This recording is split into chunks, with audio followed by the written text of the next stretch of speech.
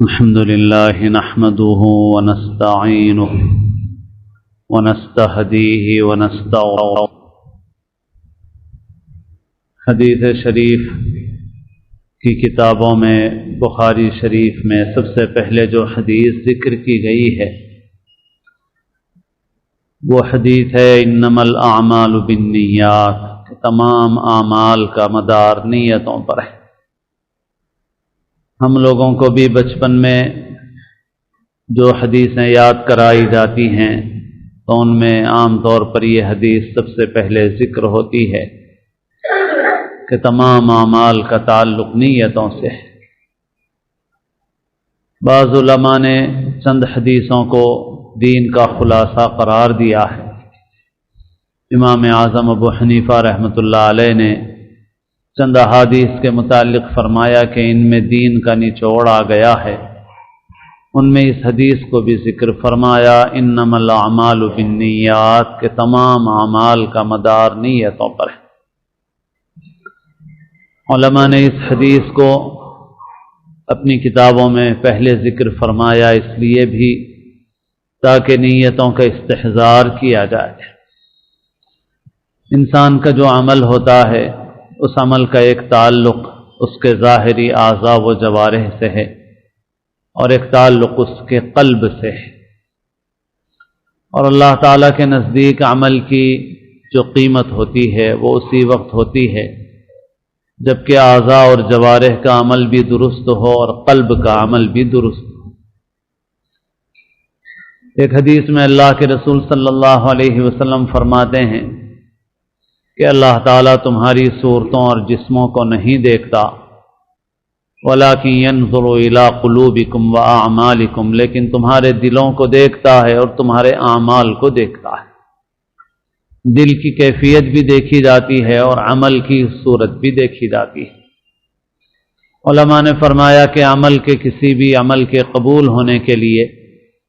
نیت کا صحیح ہونا بھی ضروری ہے اور عمل کا طریقہ صحیح ہونا یہ بھی ضروری ہے۔ اخلاص بھی ضروری ہے اور اتباع سنت بھی ضروری ہے۔ نیت والی جو حدیث ہے اس کی شرح میں علماء نے یہ بیان فرمایا کہ اعمال تین قسم کے ہیں انسان کی زندگی میں۔ کچھ اعمال وہ ہیں جو صرف عبادت کے لیے مقرر کیے گئے ہیں، جیسے نماز ہے، جیسے ذکر ہے، جیسے تلاوت ہے۔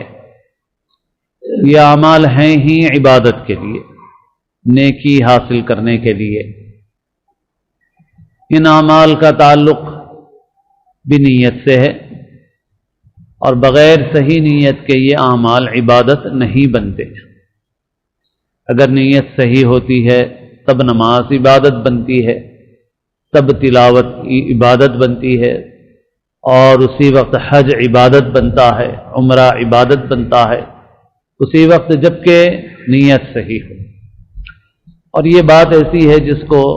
عام طور پر لوگ سمجھتے بھی ہیں کہ بھئی صحیح نیت کے بغیر نماز عبادت نہیں بنتی، روزہ عبادت نہیں بنتا، حج عبادت نہیں ہوتی۔ نیت کا صحیح ہونا ضروری ہے۔ دوسرے بعض اعمال وہ ہیں جو گناہ کے ہیں، معصیت ہیں، شریعت کے حکم کے خلاف ہیں۔ علماء نے فرمایا کہ ان اعمال کا معاملہ ایسا ہے کہ صحیح نیت کرنے سے وہ اعمال نیکی نہیں بن سکتے، ان میں نیکی بننے کی صلاحیت ہی نہیں۔ اگر ان میں کوئی آدمی نیک عمل کرے، نیک نیت کرے تو یہ خود ایک جرم ہے، ایک گناہ ہے۔ مثال کے طور پر رشوت حرام ہے۔ اگر کوئی آدمی رشوت وصول کرنے میں یہ نیت کرے کہ میں اس سے وہ کام کروں گا جس سے اللہ کو راضی اور خوش کروں، نیک کام کروں گا اور اس کے ذریعے سے اللہ کی خوشنودی حاصل کروں گا، نعوذ باللہ، تو فرمایا کہ یہ اس کا جرم ڈبل ہے، دوہرا ہے، اس کا گناہ زیادہ شدید ہے۔ کیونکہ اس طرح سے وہ گویا یہ کہہ رہا ہے کہ جس چیز سے اللہ تعالیٰ نے اپنے ناراض ہونے کا اعلان فرمایا ہے میں اسی چیز سے اللہ تعالیٰ کو راضی اور خوش کروں گا، اور یہ نعوذ باللہ اللہ تعالیٰ سے ایک طرح کا مقابلہ ہے اللہ تعالیٰ فرما رہے ہیں کہ میں رشوت حرام ہے اس سے میں راضی نہیں ہوتا، اور بندہ یہ کہہ رہا ہے کہ میں اسی سے آپ کو راضی اور خوش کروں گا۔ سود حرام ہے، اور کوئی اس میں یہ نیت کرے کہ میں اس کے ذریعے سے اچھے کام کروں گا، خیر کے کام کروں گا۔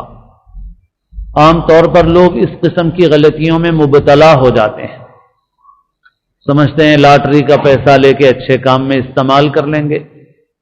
سود کا پیسہ لے کے اچھے کام میں استعمال کر لیں گے، تو یہ نہیں۔ یہ الگ حکم ہے کہ اگر کسی وجہ سے سود کی رقم آ گئی، حفاظت کے لیے پیسہ رکھنا پڑا، حکومت کی کسی قانون کی وجہ سے ڈپازٹ کرانا پڑا، کسی قسم کی قانونی پریشانی سے بچنے کے لیے اپنے پیسے کو کہیں پر رکھنا پڑا، اور اس پر آ گیا ہمارے پاس سود، تو پھر اس کا حکم یہ ہے کہ بغیر ثواب کی نیت کے اسے فقراء پہ خرچ کر دیا جائے۔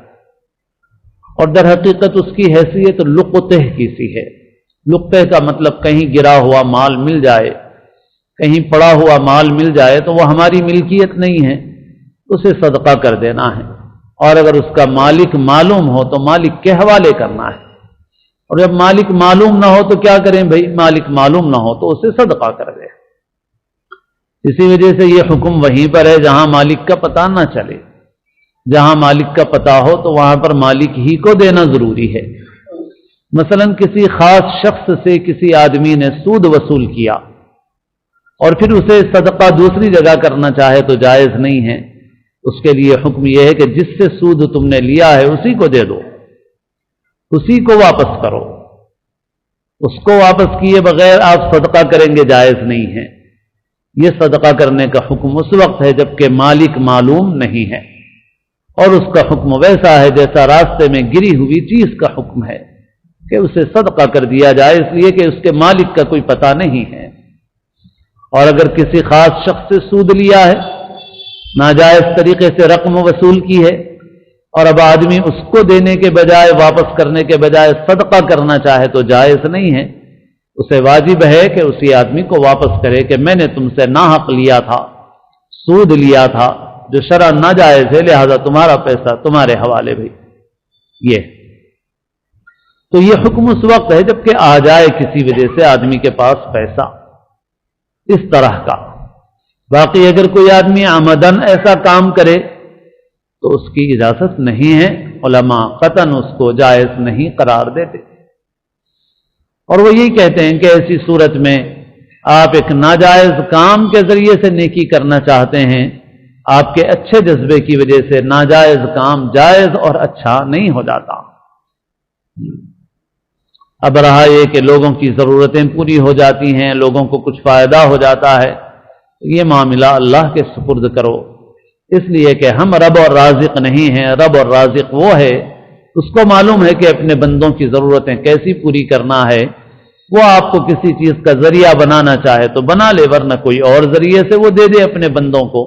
آپ اس کے مکلف نہیں ہیں، آپ اس کے پابند نہیں ہیں، آپ بندے ہیں، آپ مالک نہیں ہیں، آپ خود مخلوق ہیں، آپ محتاج ہیں، آپ کے ہاتھ میں نہیں ہے، ہاتھ میں تو اس کے ہے، لہذا جو اس کے حکم کے مطابق ہے وہ کرو، جو اس کے حکم کے مطابق نہیں ہے اسے مت کرو، وہ معاملہ اس کا ہے، ہمارا نہیں ہے وہ معاملہ۔ تو بہرحال جو کام گناہ کے ہیں اس میں اچھی نیت کر کے اس کو نیکی نہیں بنایا جا سکتا۔ کوئی بھی معصیت کا کام ہو، کوئی بھی گناہ کا کام ہو، کوئی بھی ایسا کام جو حرام ہے، اگر اس میں خدا نخواستہ کوئی اس دھوکے میں مبتلا ہو جائے کہ میں اسے اچھی نیت سے کر رہا ہوں، تو اسے اس دھوکے سے نکلنا چاہیے اور اس غلط فہمی سے نکلنا چاہیے اور اپنی غلطی سے توبہ کرنا چاہیے، اللہ سے معافی مانگنا چاہیے کہ یا اللہ مجھ سے یہ جرم ہو گیا، مجھ سے غلطی ہو گئی کہ جو کام نافرمانی کا تھا میں نے اس میں اچھی نیت کرنے کی جرت کی ہے اور یہ مجھ سے جرم سرزد ہو گیا، آپ معاف فرما دیجئے، میں اس میں اچھی نیت نہیں کر سکتا، میری غلطی ہے یہ۔ تو علماء فرماتے ہیں کہ بھئی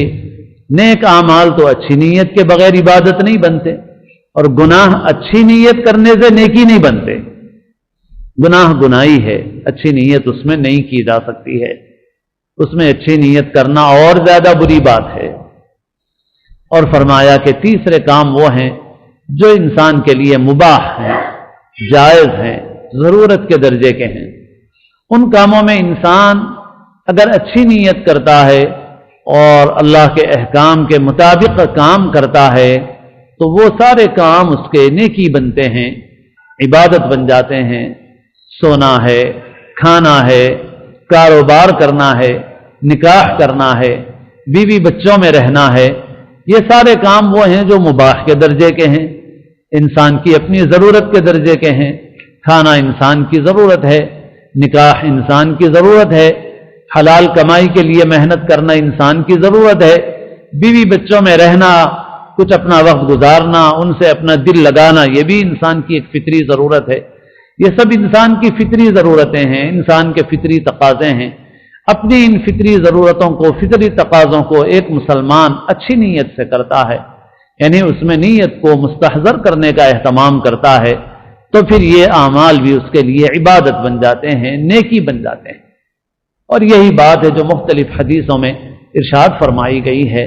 और अल्लाह के रसूल सल्लल्लाहु अलैहि वसल्लम ने मुख्तलिफ ऐसे कामों के फ़ज़ाइल बयान फरमाए हैं जो काम हमारी अपनी ज़रूरत के काम हैं। जैसे अल्लाह के रसूल सल्लल्लाहु अलैहि वसल्लम ने हलाल कमाने के मुतालिक फरमाया, निकाह के मुतालिक फरमाया।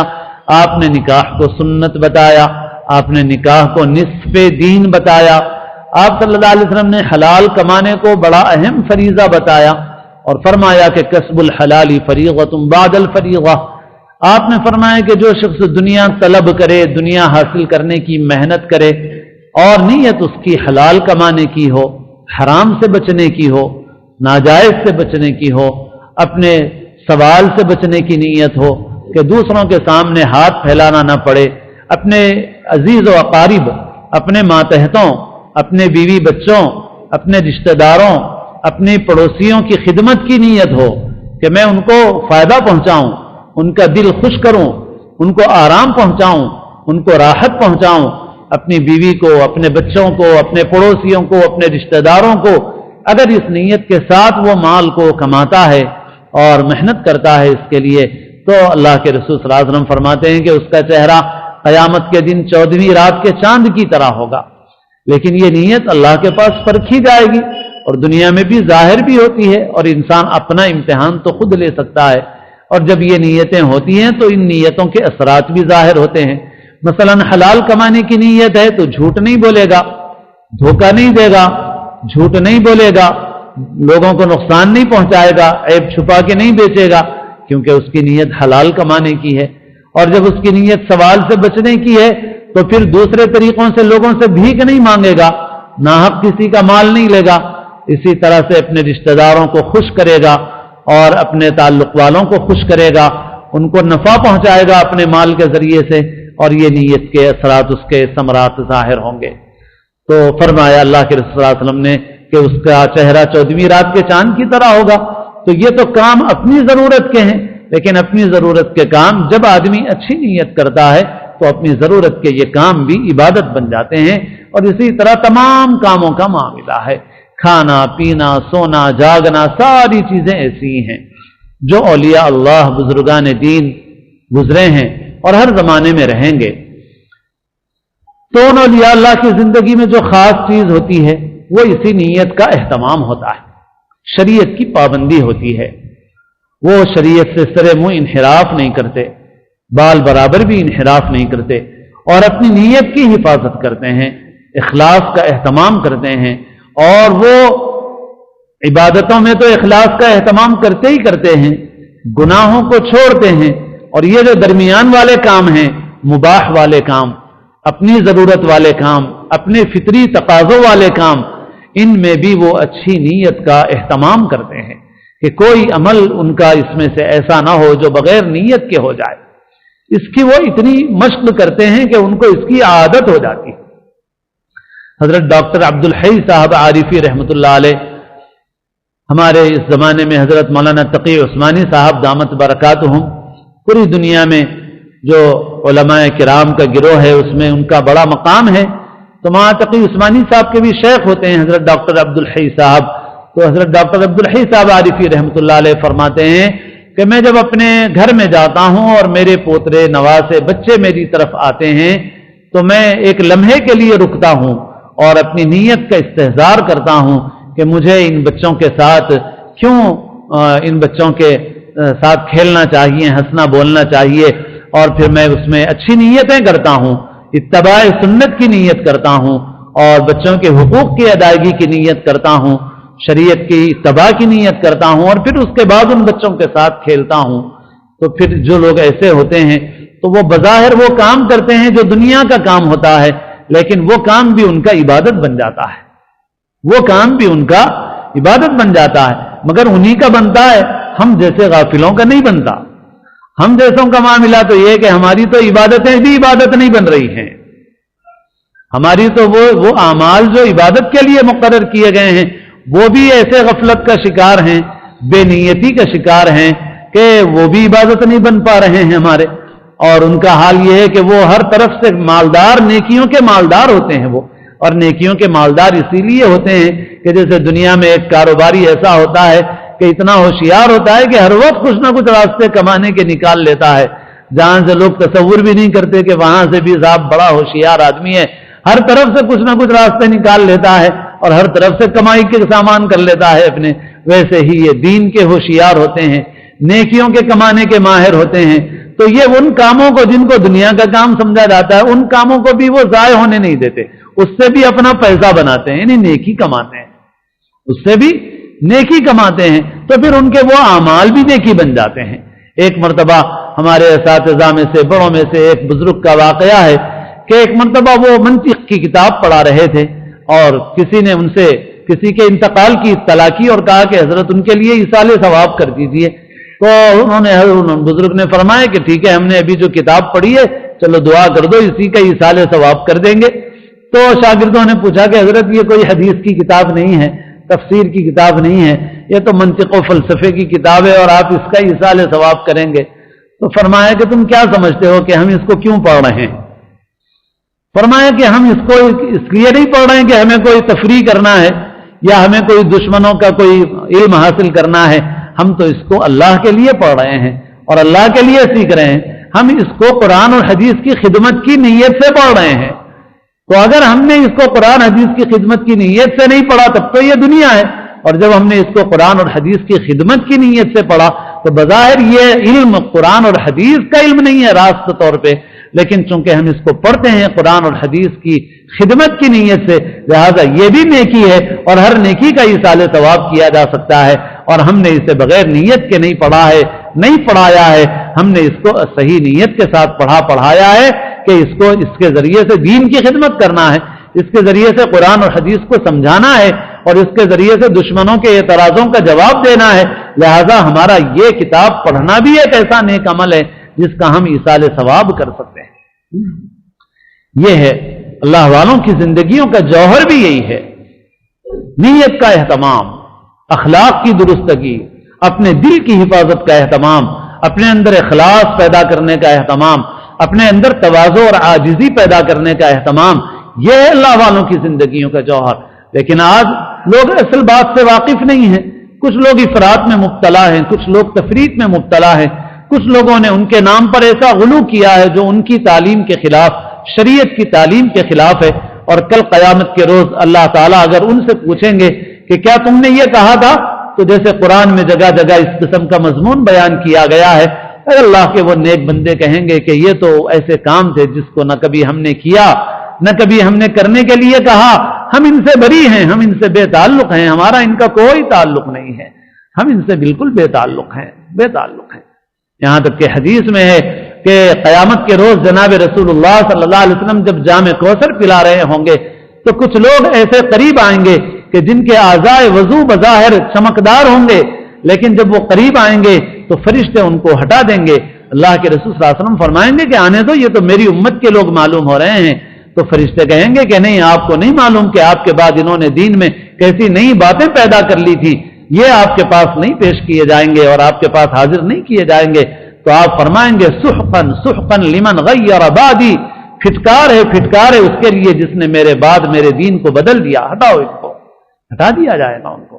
اور ایسے ہی اور انبیاء کرام اور اللہ کے نیک بندوں کے متعلق بھی ہے۔ تو کچھ لوگ تو اس طرح کے افراط میں مبتلا ہیں اور کچھ لوگ تفریط میں مبتلا ہیں، جو یوں سمجھتے ہیں کہ نعوذ باللہ انہوں نے گمراہیاں پیدا کی ہیں اور انہوں نے غلط باتیں پیدا کی ہیں، تو جو صحیح بات ہے اور صحیح راستہ ہے وہ لوگوں کی نظروں سے چھپ گیا ہے، مخفی ہو گیا ہے، اور وہ وہی ہے جس کو تھوڑا بہت میں نے عرض کیا کہ انہوں نے دین کا وہ حصہ جو قلب سے تعلق رکھتا ہے، اخلاص کی محنت، تواضع کی محنت، اپنے قلب کو بنانے کی محنت، یہ انہوں نے کی ہے، اور باقی اپنی زندگی میں انہوں نے شریعت کی پابندی کی ہے، سنت کی پابندی کی ہے، یہی ان کی زندگیوں کا جوہر رہا ہے، اور اسی سے ایک انسان کی زندگی کامیاب ہوتی ہے، ایک مسلمان کی زندگی کامیاب ہوتی ہے، اور وہ اپنی زندگی میں نیکیوں کا ذخیرہ جمع کرتا ہے اور نیکیوں کے اس ذخیرے کی حفاظت کرتا ہے جب وہ اللہ کے رسول صلی اللہ علیہ وسلم کے طریقے پہ قائم رہتا ہے، سنت و شریعت کا پابند رہتا ہے، اور اپنے قلب کی نیت کی اور اپنے قلب کے اخلاق کی حفاظت کرتا ہے۔ یہ اسی لیے اللہ کے رسول صلی اللہ علیہ وسلم کے اس ارشاد کو علماء نے بہت ذکر کیا ہے، محدثین نے ذکر کیا ہے، اور یہ دین کا نچوڑ ہے، لیکن ہم لوگ اسے بس دو چار لفظ سمجھتے ہیں۔ یہ دو چار لفظ نہیں ہیں، بلکہ ان کو اپنے اندر لانا ایک محنت کی چیز ہے۔ اسی وجہ سے اولیاء اللہ بزرگان دین کے اقوال میں ہے کہ ہم نے تمام عملوں میں سب سے بھاری عمل اپنی نیت کی حفاظت کو پایا ہے، سب سے بھاری عمل اپنی نیت کی حفاظت کو پایا ہے۔ رات بھر نماز پڑھنا آسان ہے، دن بھر روزہ رکھنا آسان ہے، مگر اپنی نیت کی حفاظت آسان نہیں ہے۔ اللہ والوں نے اس کی فکر کی کہ ہماری نیت صحیح ہو جائے۔ ایک بزرگ ایک مرتبہ ایک بادشاہ کے لیے مٹکے آ رہے تھے شراب کے، اور ان بزرگ پہ حال طاری ہوا، اور انہوں نے اس میں سے 8-9 مٹکے توڑ دیے، ایک چھوڑ دیا۔ بعد میں ان سے کسی نے پوچھا کہ جب آپ نے اپنی طاقت استعمال کر کے اتنے مٹکے توڑ ہی دیے تھے تو ایک کو کیوں چھوڑ دیا؟ تو فرمایا کہ جب میں اس کو توڑ رہا تھا تو اللہ کے لیے میں نے توڑا کہ گناہ کو روکنے کی جتنی طاقت مجھ میں ہے اتنا میں کر لوں، لیکن پھر اس کے بعد مجھے خیال آیا کہ کہیں میرے اندر عجب نہ پیدا ہو جائے، اپنے آپ کو اچھا نہ سمجھنے لگوں، اس وجہ سے جب مجھے وہ اندیشہ ہوا تو پھر میں نے اپنا ہاتھ روک لیا ہے۔ عمل کرتے ہوئے اپنے عمل میں اس طرح سے کنٹرول پیدا کرنا یہ معمولی چیز نہیں ہے، یہ بہت محنت مجاہدے سے حاصل ہوتی ہے۔ بہرحال جو اس درجے کو حاصل نہ کر سکے فکر تو کرے، کوشش تو کرے۔ دین کی بات بتا رہا ہوں کسی کو تو کس نیت سے بتا رہا ہوں؟ اسی لیے علماء نے فرمایا کہ نکیر کرنا، ٹوکنا کبھی آدمی کے لیے ضروری ہوتا ہے، کبھی اس کے لیے مستحب ہوتا ہے، لیکن تحقیر حرام ہوتی ہے۔ ہمارے حضرت قاری امیر حسن صاحب رحمۃ اللہ علیہ فرمایا کرتے تھے، اور بہت سے لوگوں کو برملا نصیحت فرماتے تھے، لیکن حضرت کا انداز ایسا ہوتا تھا کہ کوئی برا نہیں مانتا تھا۔ اگر کسی کی داڑھی مڈی ہوئی ہے تو حضرت مصافحہ کرتے کرتے لوگوں کے درمیان فرماتے کہ علامہ عبد الوہاب شعرانی رحمۃ اللہ علیہ نے فرمایا ہے کہ جو دین کا عاشق ہو اگر اسے لوگوں کے سامنے بھی کہو تو برا نہیں مانے گا۔ میں آپ کو دین کا عاشق سمجھتا ہوں، اس لیے آپ سے کہہ رہا ہوں کہ نہ اس طرح چلے گا نہ قینچی چلے گی۔ اب تو اس طرح اسے فرماتے تھے۔ یہ بھی فرماتے تھے کہ دیکھو بھائی، کوئی داڑھی رکھنے والا داڑھی مونڈنے والے کو حقیر نہیں سمجھ سکتا، اس لیے کہ معلوم نہیں خاتمہ کس کا کس حال میں ہوگا۔ جب ملک تقسیم ہوا تو بعض داڑھی رکھنے والوں نے داڑھی منڈا لی اس ڈر سے کہ شاید ہمیں لوگ مار دیں گے، اور بعض داڑھی مونڈنے والوں نے داڑھی رکھ لی کہ چلو مریں گے تو مسلمان مریں گے۔ تو خاتمہ کس کا کس حال میں ہوگا یہ نہیں معلوم ہے، اس وجہ سے کوئی داڑھی رکھنے والا داڑھی مونڈنے والے کو حقیر نہیں سمجھ سکتا۔ حقیر سمجھے گا حرام کا مرتکب ہو جائے گا، تحقیر کے ساتھ نصیحت کرے گا تو گناہ کا مرتکب ہو جائے گا۔ شوہر بیوی کو نصیحت کرے تو بھی اپنی نیت کی حفاظت کرے، اپنی بیوی کو حقیر نہ سمجھے، اس لیے کہ نہیں معلوم کہ جنت میں ہم پہلے جائیں گے یا وہ پہلے جائے گی۔ کیا پتا ہے کسی کو نہیں معلوم ہے، اللہ تعالیٰ ہی جانتا ہے۔ تو شوہر بیوی کو حقیر نہیں سمجھ سکتا۔ کتنے شوہر ہیں جو اپنے دل کی اتنی حفاظت کرتے ہیں، جو اپنی نیت کی اتنی حفاظت کرتے ہیں، جو یہ سمجھتے ہیں کہ صاحب ہم واقعی سب سے کمتر ہیں۔ بولنا تو آسان ہے، بولتے تو لیڈر بھی بولتے ہیں جلسوں میں کہ میں کچھ نہیں ہوں، اور بولنے سے کچھ نہیں ہوتا۔ یہ بات دل میں آتی ہے تب آدمی کا کام بنتا ہے۔ حضرت پرتاپ گڑھی فرماتے ہیں کچھ ہونا میرا ذلت و خواری کا سبب ہے، یہ ہے میرا اعزاز کہ میں کچھ بھی نہیں ہوں۔ یہ آدمی کے دل میں بیٹھے یہ بات۔ تو آدمی بیوی کو بھی نصیحت کرے تو بیوی کو بھی حقیر نہ سمجھے، بچوں کو بھی حقیر نہ سمجھے، دوست کو حقیر نہ سمجھے۔ عالم نصیحت کرے تو سامنے بیٹھنے والے ناواقف لوگوں کو حقیر نہ سمجھے، واعظ کرے تو اپنے سننے والوں کو حقیر نہ سمجھے۔ اگر وہ ایسا کرے گا گناہ کا مرتکب ہو جائے گا، حرام کا مرتکب ہو جائے گا، اللہ کی ناراضگی مول لینے والا ہوگا۔ نصیحت کرنا تو کبھی واجب کبھی مستحب، لیکن حقارت حرام ہے، تحقیر حرام ہے، ہر چیز میں ہے۔ تو آدمی کوشش تو کرے کہ بھئی میں اپنی نیت کی فکر کروں، کہیں میرے اندر کسی کی تحقیر تو نہیں پیدا ہو رہی، میرے اندر بڑائی کا جذبہ تو نہیں پیدا ہو رہا، میرے اندر اپنے کو اچھا سمجھنے کا جذبہ تو نہیں پیدا ہو رہا ہے، کہ جو بہت خطرناک ہے۔ اللہ کے رسول صلی اللہ علیہ وسلم فرماتے ہیں کہ 3 چیزیں ہیں جو ہلاک کر دینے والی ہیں، اور آپ نے فرمایا ان 3 چیزوں میں سے اعجاب المرء بنفسہ، آدمی کا اپنے متعلق یہ سمجھنا کہ میں بہت اچھا آدمی ہوں۔ فرمایا وہی اشدہن، یہ آدمی کو ہلاک کرنے والی چیزوں میں سب سے زیادہ سخت چیز ہے، سب سے زیادہ سخت چیز ہے۔ اللہ والوں نے فرمایا کہ جب کوئی آدمی گھر سے نکلے، بازار کا چکر لگا کے آئے، تو جتنے لوگوں پر سے گزر ہو، جب تک ان میں سے ہر ایک کو اپنے سے اچھا نہ سمجھے، وہ اللہ والوں کے راستے پہ ایک قدم بھی نہیں چلا ہے، ایک قدم بھی نہیں چلا ہے۔ یہاں لوگوں نے بس تسبیحوں کو پکڑ لیا، وظیفوں کو پکڑ لیا، سمجھتے ہیں بس یہ ہے اللہ والوں کا راستہ۔ جی نہیں، یہ ذریعہ ہے، یہ وظیفے بھی اہم ہیں، یہ ذکر بھی اہم ہے، یہ اس معمولات کی پابندی بھی اہم ہے، لیکن یہ دیکھو کہ ان سے فائدہ ہو رہا ہے یا نہیں ہو رہا۔ اگر ان سے فائدہ ہو رہا ہے تو عاجزی پیدا ہوگی، اور اگر عاجزی کے بجائے بڑائی پیدا ہو رہی تو سمجھو فائدہ نہیں ہو رہا ہے پھر اس سے۔ یہ ہے اللہ والوں کا طریقہ، جتنوں پر سے گزرے۔ فرمایا جب تک ان میں سے ہر ایک کو اپنے سے بہتر نہ سمجھے تو وہ اللہ والوں کے راستے پہ چلا ہی نہیں ہے، چلا ہی۔